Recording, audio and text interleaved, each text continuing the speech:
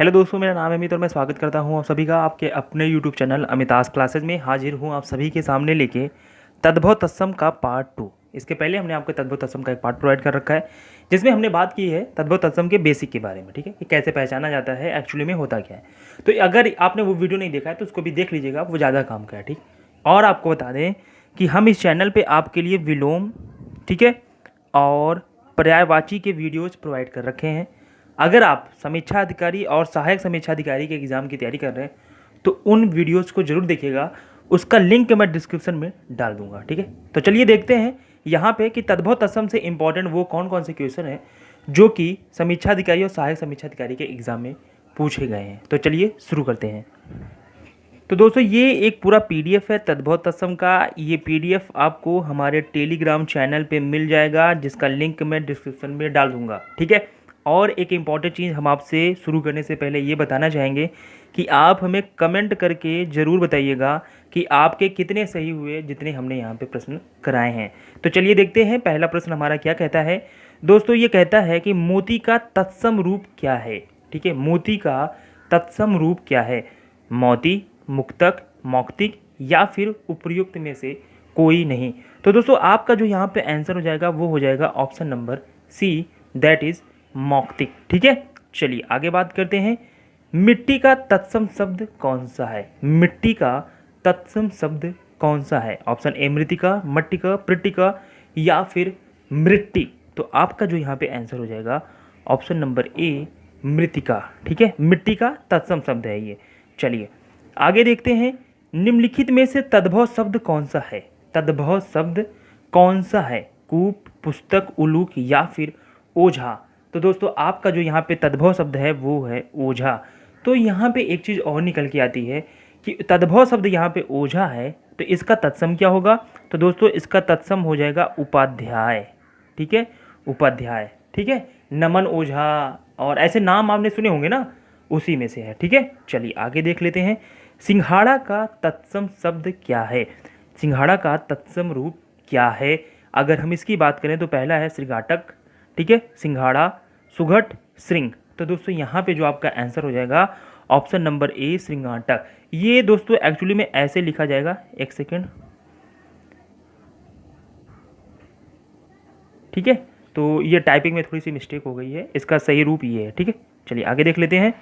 निम्नलिखित में से तत्सम की दृष्टि से शुद्ध है। ठीक है, यानी कि इनमें से कौन सा तत्सम है। रस्सी, सरसों, साटी या फिर रैन। तो आपका जो यहाँ पे दोस्तों आंसर हो जाएगा वो हो जाएगा साटी। ठीक है, ऑप्शन नंबर सी यहाँ पे आपका करेक्ट आंसर हो जाएगा।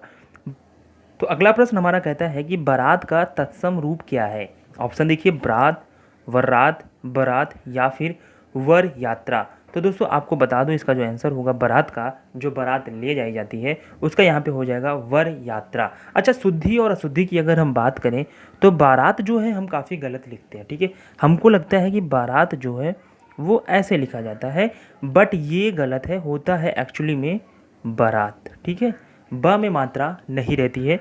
शुद्धि और अशुद्धि में भी ये आप समझ लीजिएगा। चलिए आगे देखते हैं। निम्नलिखित में से एक शब्द तत्सम है। ठीक है, निम्नलिखित में से एक शब्द तत्सम है, आपको वही पहचानना है। ऑप्शन नंबर ए है सपूत। ठीक है, ऑप्शन नंबर बी है सांकल, सरीसृप या फिर सांझ। तो आपका जो आंसर होगा दोस्तों वो हो जाएगा यहाँ पे सरीसृप। ठीक है, सरीसृप आपका जो है वो यहाँ पे तत्सम शब्द है। ठीक, चलिए आगे देख लेते हैं। निम्नलिखित में से तद्भव शब्द कौन सा है। तद्भव शब्द कौन सा है। ज्योत्सना, श्रेष्ठी, परीक्षा या फिर घर। तो दोस्तों, आपका जो तद्भव होगा वो यहाँ पे हो जाएगा घर। ठीक है, चलिए अखरोट का तत्सम रूप क्या है। अखरोट का तत्सम रूप क्या है। अछोट, अछवट, अछवाट या फिर अक्षयवट। तो दोस्तों, आपका जो यहाँ पे आंसर हो जाएगा वो हो जाएगा अछोट, ऑप्शन नंबर ए।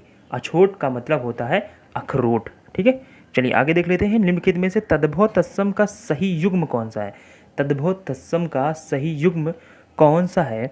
महूक, महुआ, अछवाट, अखाड़ा, आद्रक, अदरक, ईच, ईख। तो यहाँ पे जो आपका करेक्ट आंसर होगा दोस्तों वो होगा अछवाट और अखाड़ा। ठीक है, बाकी सभी गलत हैं।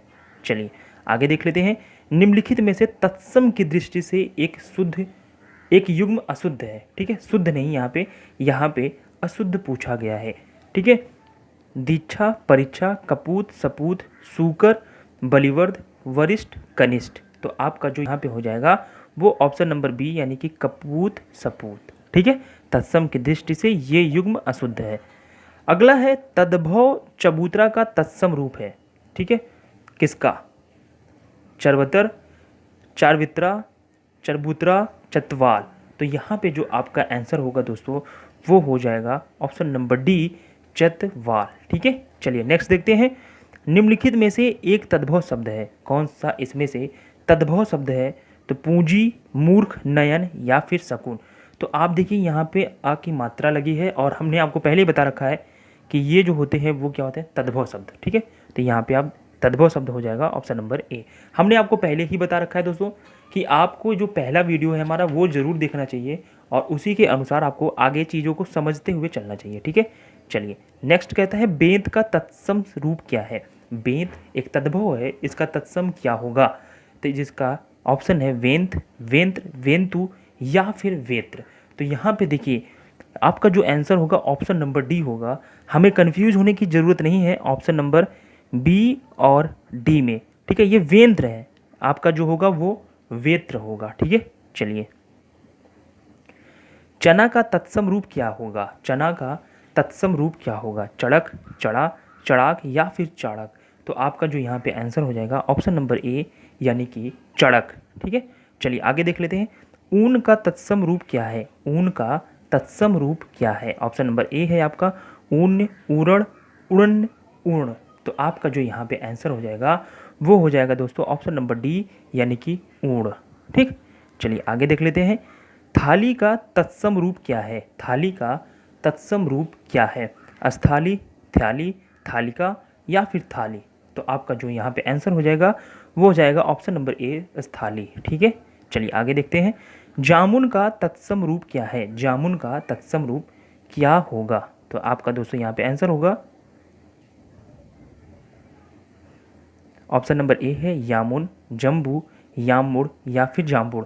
तो आपका जो यहाँ पे आंसर हो जाएगा दोस्तों वो हो जाएगा ऑप्शन नंबर बी यानी कि जम्बू। ठीक है, चलिए आगे देख लेते हैं दोस्तों।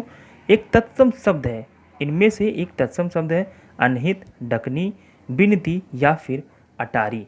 तो यहाँ पे जो आपका हो जाएगा ऑप्शन नंबर आपका बी यानी कि डाकनी जो है वो करेक्ट आंसर हो जाएगा आपका। ठीक है, चलिए अगला देख लेते हैं। एक तद्भव शब्द है, इनमें से एक तद्भव शब्द है वो कौन सा है? पंजर, पंडित, पंचाली या फिर पंजीरी। तो आपका जो यहाँ पे आंसर हो जाएगा दोस्तों वो हो जाएगा ऑप्शन नंबर डी यानी कि पंजीरी जो है एक तद्भव शब्द है। ठीक है, तो ये टोटल 20 प्रश्न हमने आपको करवाए हैं और आप हमें कमेंट करके बताएंगे कि इन 20 में से आपको कितने आते थे। प्लीज़ हमें कमेंट करके ज़रूर बताइएगा ताकि हम अगली बार जब कोई वीडियो ले आएँ आपके लिए तद्भव तत्सम का तो उसका लेवल थोड़ा सा इंक्रीज़ करके ले गया है। ठीक है, तो इस वीडियो में इतनी ही बात करेंगे। वीडियो देखने का बहुत बहुत शुक्रिया दोस्तों, धन्यवाद।